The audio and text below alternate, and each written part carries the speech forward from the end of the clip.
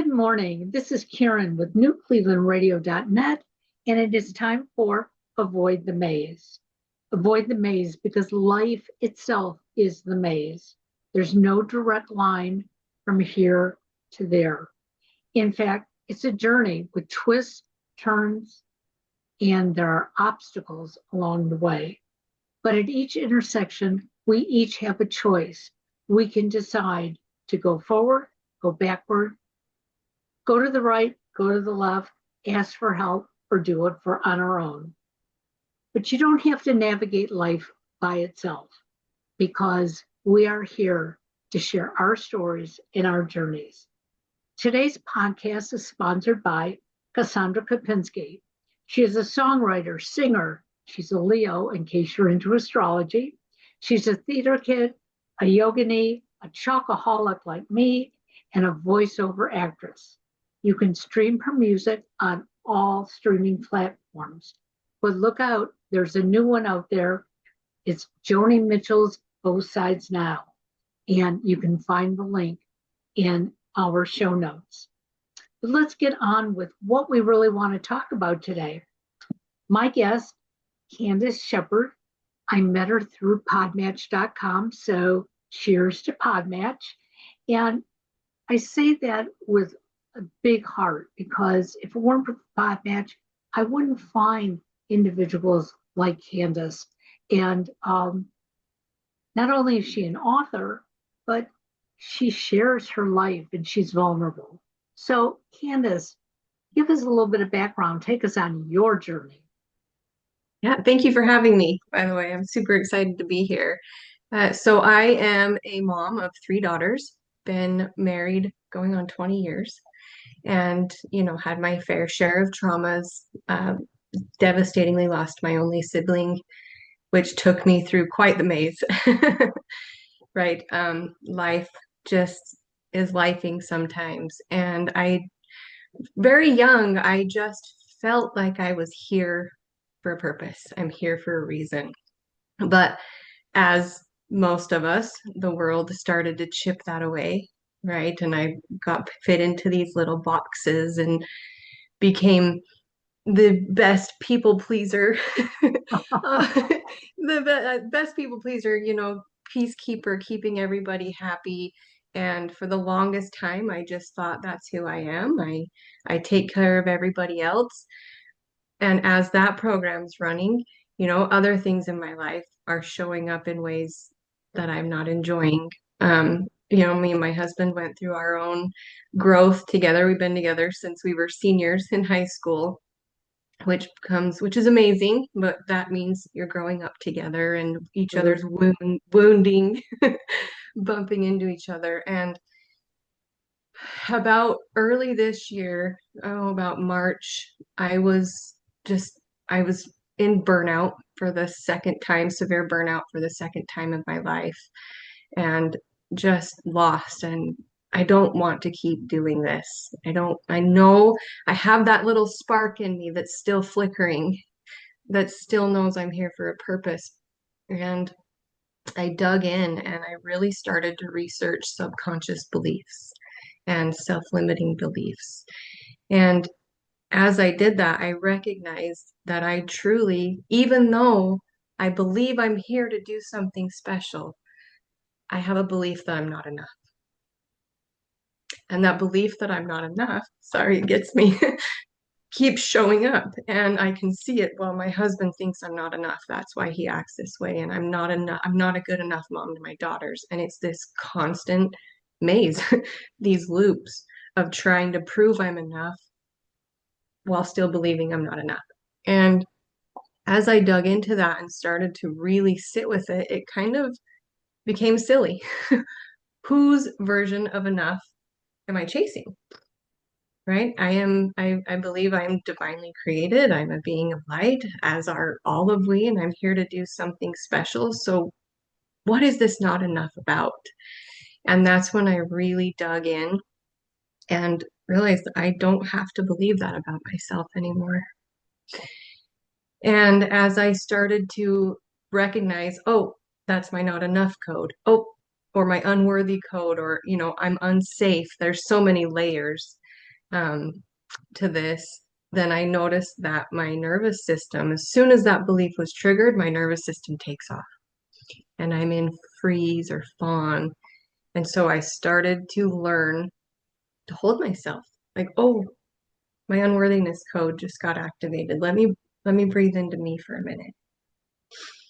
Feel my feet on the ground. And as I started to do this, everything just started unraveling. I started to see that I am enough and I am worthy and I am safe and I don't need to perform to receive love. I am love and I get to be love, and then love is reciprocated. And so as I'm just unraveling all these things, I'm thinking, everybody needs this. Absolutely. The freedom on the other side of this is it gives me the chills. It's something that you can't even explain until you've experienced it. And so now it is just my obsession and my passion and my purpose to help anybody who wants it unravel their own personal subconscious codes, right? We all have our own cute little recipe of them going on in our heads, and shine my light to be a beacon of hope for others that want to break free from the maze. Well, you mentioned a couple of things. And the first thing that I heard was being a pleaser. And so many women specifically have grown up to be pleasers. Even though people may not be saying thank you to us for doing things that we do, because oftentimes they don't, because we are trying to please them in the way we think they need to be pleased. And sometimes that's a backlash to us, so we keep trying harder. But little girls are brought up to be that way.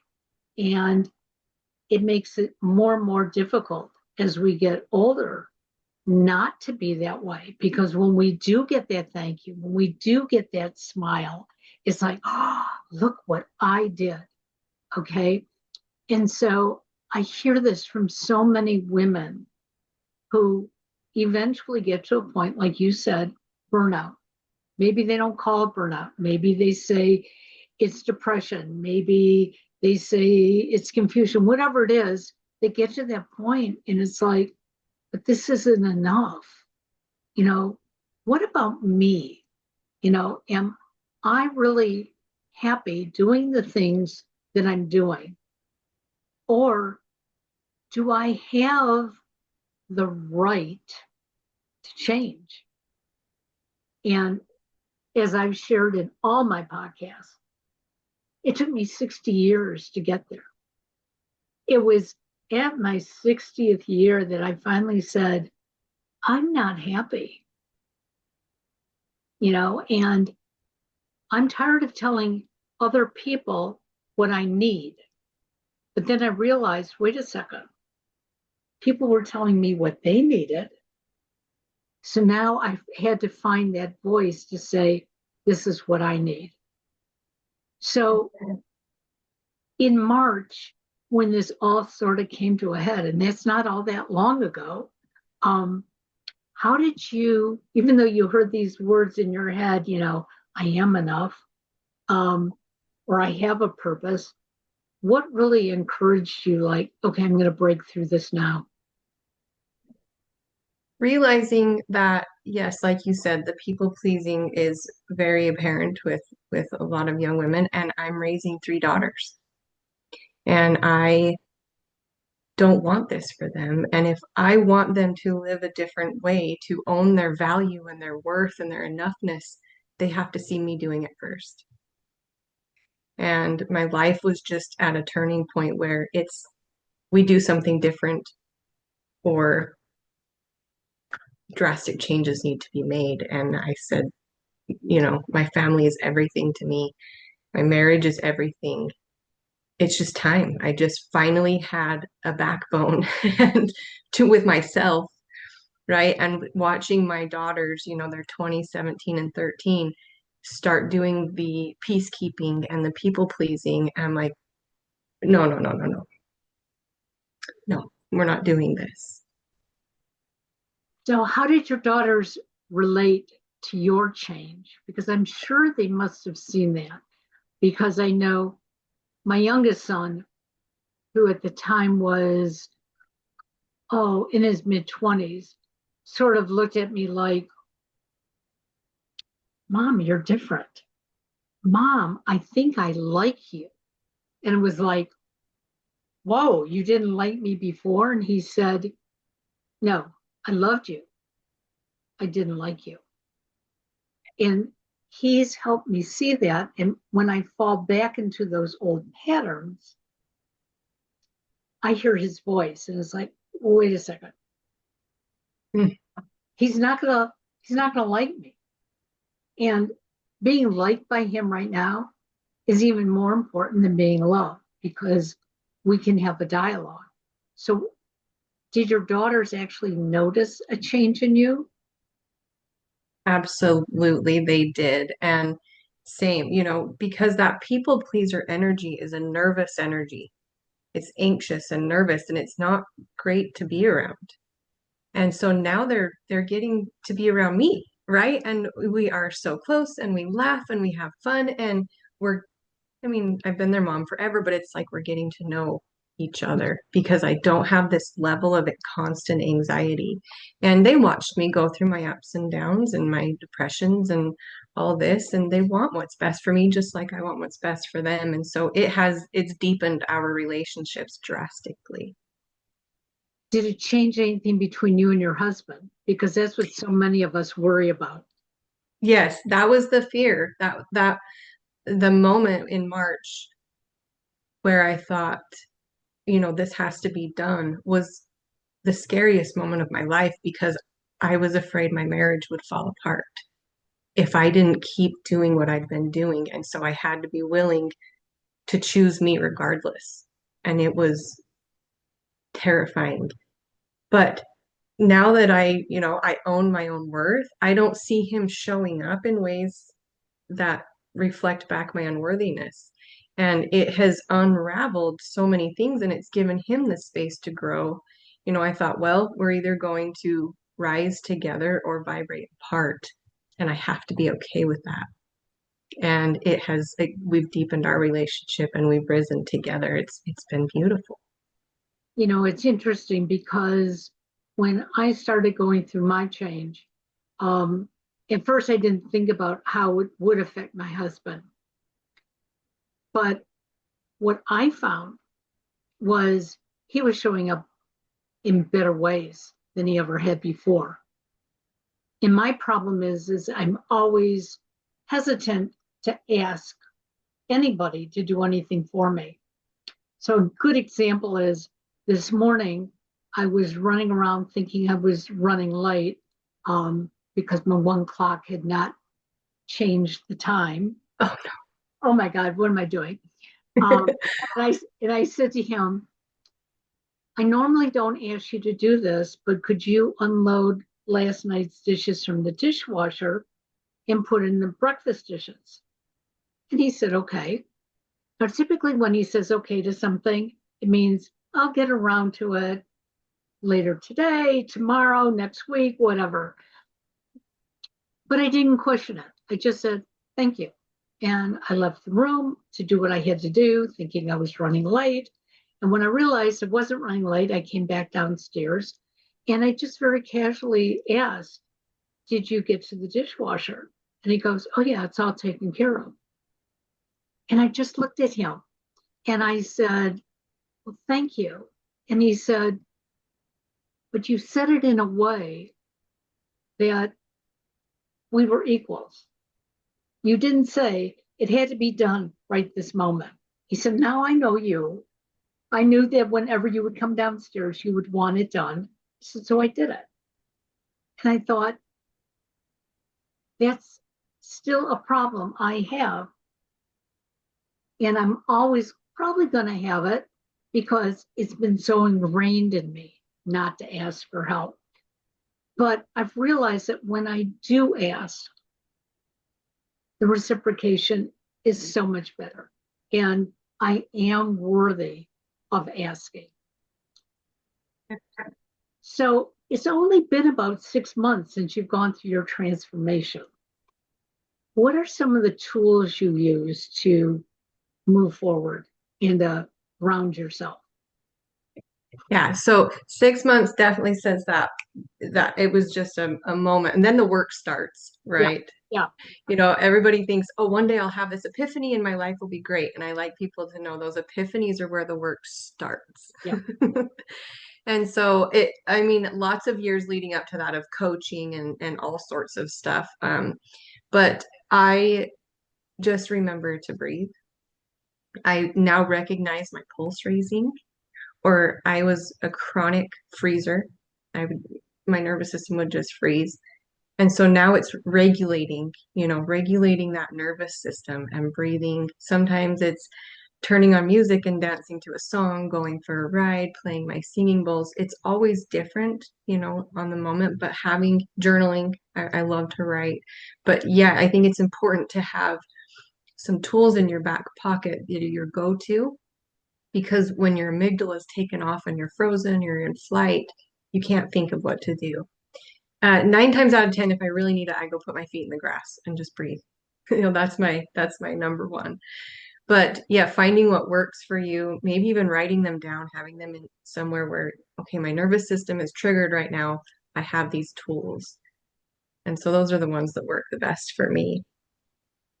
I find that if I go and write, I can get it out.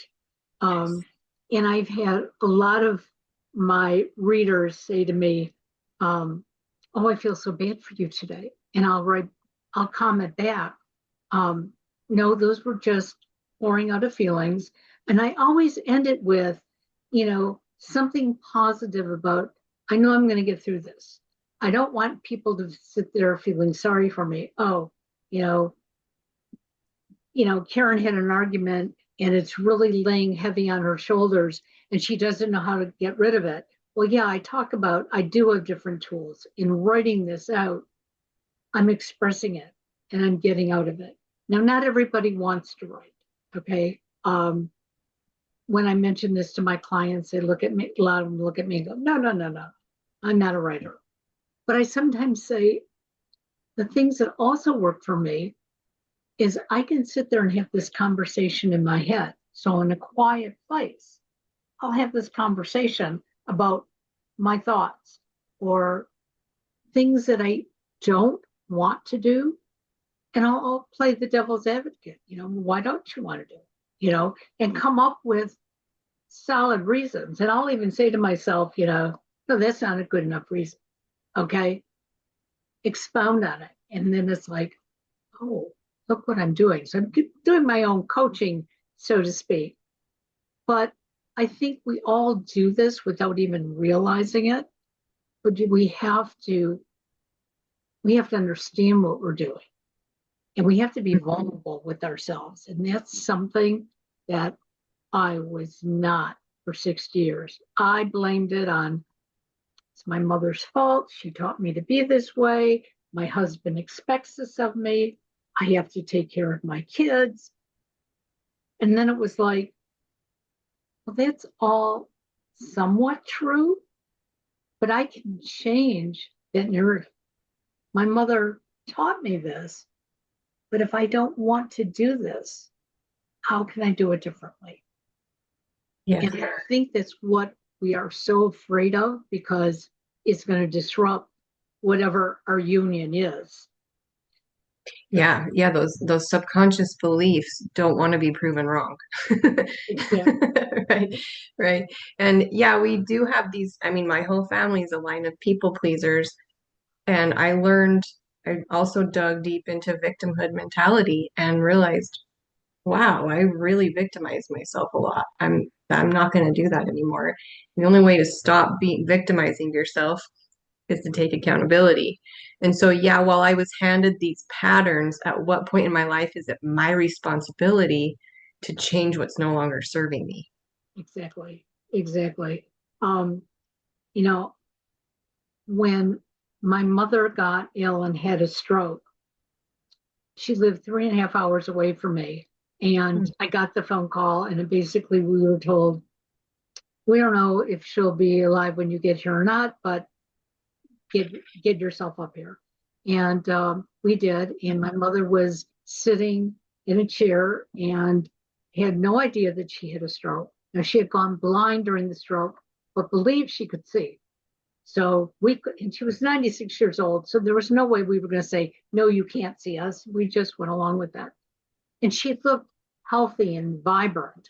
And the doctor pulled me to a side and he said, that's what you're saying now, but this stroke eventually is going to take her. Tomorrow, next week, a year from now, we don't know. So I made the choice at that moment. I was going to move myself in with her and spend as much time as I could with her. And my brother also came in from New York, and he's older than me. And I assumed, hey, you're in charge. And the first thing he said to me was, I'll be here as you need me. I will be there for mom, but you are in charge. And I looked at him and I said, but I'm your baby sister. Like, what's going on here? He goes, you can do it. And that was another pivotal point in my life that I had to stop calling myself the baby sister. I could call myself the younger sister. That was okay. And it made me feel very good. But I realized that I was now being seen differently, but being seen the way I wanted to be seen. And so sometimes it does take that little nudge from somebody else to express it to us. And I'm, to this day, I'm very, very grateful to him. We just lost him a month ago. And so again, I had to become the strong one because our older brother is not in the best of health. And it was like, okay, guess what? You ingrained this in me, so I'm going to go forward with it. But my family has also seen a difference in me, and so have my clients. But some people would say to you right now, Candice, well, it's only been 6 months. How do you guarantee you're going to stay this strong? Well, like I said, 6 months since saying no more, Yeah, yeah. but years and years and years of coaching and learning and digging and growing. It was an uphill climb, and I crested the hill 6 months ago. Do I guarantee? I still have moments where I'm like, oh, I'm people pleasing. Oh, I'm people pleasing. And so, I feel like this is how I explain it. We're on a loop. And until we recognize, that not enough was just looping and looping. Well, now that I know that it's not enough code, that don't mean I'm never going to come back to it, but I come back to it with a new awareness. So I've turned it into a spiral. Lovely. And so, yeah, I still have to regulate my nervous system. I've been on this earth for almost 40 years now with the same patterns. It would be crazy to think I would have it figured out in 6 months or even the 5 years of coaching that I've done. But what I can guarantee is I have this awareness that I know I have a not enough code. And when I come back to it, it's with that greater awareness. So life is almost like the game of chutes and ladders. We climb, we get to a point, something happens, and we slide down. Sometimes the big slide, sometimes the short slide. And if we can realize that there's another ladder waiting for us, Always. we can get back up to where we need to be. Not necessarily where everybody else wants us to be, but where we need to be. And I sometimes have to remind myself that I didn't climb high enough. And it's like, wait a second, who didn't you climb high enough for? If it's for yourself, maybe reevaluate that. But also, if it was for somebody else, you climbed as high as you needed to climb. So you've done coaching. You are a coach as well. You've written a book. Tell us about the book. because I think the book is going to give us a lot of insight. Yes. So the book is one of three. I knew this is not small work, right? Rewiring your subconscious brain and healing your nervous system. And so I cut it into three smaller pieces. And book one is Awaken. And it's just awakening to the fact that we have these codes running us. I take you on a little journey in the beginning about that potential we all felt when we were a kid and reminding us that that potential energy can't be destroyed, right? When we were little, wanted to be the president or the prima ballerina, change the world, all these things, that was your potential inside of you. And that's still there. And so Awaken reminds you of that and then helps you see the codes that are keeping that at bay, and takes you through to embodiment, where we can embody that potential and start becoming who we're here to be. And then Unravel and Unleash are on the way that will deepen and go deeper into those. So we do have to unravel those codes. Yep. And some of us think that, well, because mom and dad implanted this, and mom and dad were such good people, that why would I want to do anything else other than what they told me to do? And I had a coach who most recently said to me, you can still believe that mom and dad were good people, that everything they taught you was good, but it doesn't mean you have to do it in that exact same way. And it like triggered this. It was like, so they taught me to be this good person, to be a pleaser, but I don't have to please everyone. But what I have to do is please myself. And then I realized my parents told me that the whole time I was growing up, but I didn't hear it because growing up in the 50s and 60s, we didn't believe in really self-care, self-love. It was, you just did things and you didn't want to do the wrong thing, especially growing up, because, you get your backside slapped. Today, we don't do that anymore. And so I knew what it felt like to get my backside slapped. So it was like, once I did something bad, it was like, no, I don't want to do anything bad ever again.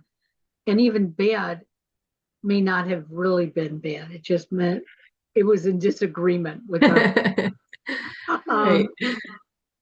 So it is okay to start unraveling and maybe going against the grain a little bit, because that's what helps us grow. That's what helps us be happy at the end of the day. Yes, yes. And the key to it all is to never have shame or judgment around any of it. You're going to slam the door shut on any growth, right? Every version of you deserves a seat at your table. It got you to where you are today. And I can resonate with what you were saying. My grandma was the dearest person to me and people pleaser to a T, right? And it's really been the last 6 months, like she was always so happy. But could she really have been? Right? You don't know what they're going through, but just the sweetest, kindest, loving soul on the planet. And I've always said when I grow up, I want to be my Grandma Louise, right? But I want to be the version of her that she wanted to be, and love myself first and shine that beautiful light that she was through me. And I don't have to do that through people pleasing. Absolutely. So your daughters now are becoming more friends with you. You're having conversations that you didn't have before. They're learning that, you don't want to step on other people's toes, but you don't have to do everything that everyone else wants you to do. My son related something to me today regarding dating, and he thought that this person had been pretty unkind and very unempathetic to him. And he wrote a very nice note to them and let them know that that may be how you're feeling, but I just want you to know what you said, what you did affected me this way. And you aren't responsible for my feelings, but just know that you can cause a shift in somebody else's thoughts depending on your words. Yeah. And he asked me afterwards, he said, do you think I should have written that? And I said, yes, I do. Because you're always giving everybody grace. You say, well, she didn't want to go out on the second date, because of her schedule or whatever. And I said, you're always giving excuses. I said, you had to let somebody know that you were hurt. And I said, and yet you let them know that, she's not responsible for your feelings, but she did trigger them. And I was very proud of him because it's the first time in his 35 years that he has taken ownership of something like that. And I said, good for you. You're learning earlier than your mother ever did. And I love that. Interesting that he's doing it after you. I mean, Yes. that you've emulated that, right? Absolutely. And it makes me feel good that, I don't tell him to do those things because, again, they're your choices. We all have choices in life. You talk about not being enough. And I am going to send a link to you of a song. It's called I Wish You Enough. And it happens to be written and performed by a very good friend of mine. His name is Jeff Brisbane. And the first time I heard it, it was right after my mother passed away. And I was driving down the street listening to it. And I did not cry for the 3.5 months my mother was in the process of dying. When she died, I was so prepared, I didn't cry. And this probably was a good 6 months later, driving down the road, going to the grocery store, listening to this song, and the tears just flowed. And I called him up and I said, Jeff, this was my mother's words. He said, is that what you heard? And I said, yes. She's wishing me enough. She's no longer here, but she's wishing me. And he said, that was based on a love I lost when I was very young. And I said, but you see, we don't give ourselves enough credit to have enough. And I said, in that song, I listen to it when I want to think of my mom, when I want to think that she's wishing me something good. I don't cry anymore because I hear those good vibes coming from her. And I want people to think about giving yourself enough room, enough acknowledgement that you are okay. And whether you learn that when you're 20 or 40 or 60, doesn't make any difference. Just learn to love yourself. Absolutely. It's interesting how I thought I was loving, I was loving everybody, right? But now that I love me first, it's a total different vibration. That's why I call my book a frequency shift. It's a completely different vibration and it lands deeper and people feel it better because it's coming from a place of full love, not empty trying to prove my love. Exactly. So how can my listeners follow you, find your books, and learn more about you? So I'm mostly active on TikTok and a little on Instagram. Both my name on both of those is Candice Lyn Awaken, the name of the book. And I also have a website called thefrequencylab.to. And there's a link to the book. It's on Amazon and all my other goodies I got going on. Okay, and we will have all that in the show notes, along with the link to Cassandra's song. And I'm also going to put the link in there for Jeff's song because we're talking about being enough, we'll listen to the song, and I think you will give yourself that grace. Oh, thank you so much. I love Thank you. that. Thank you. Have a great day now. You Bye-bye. as well. Thank you. Bye-bye.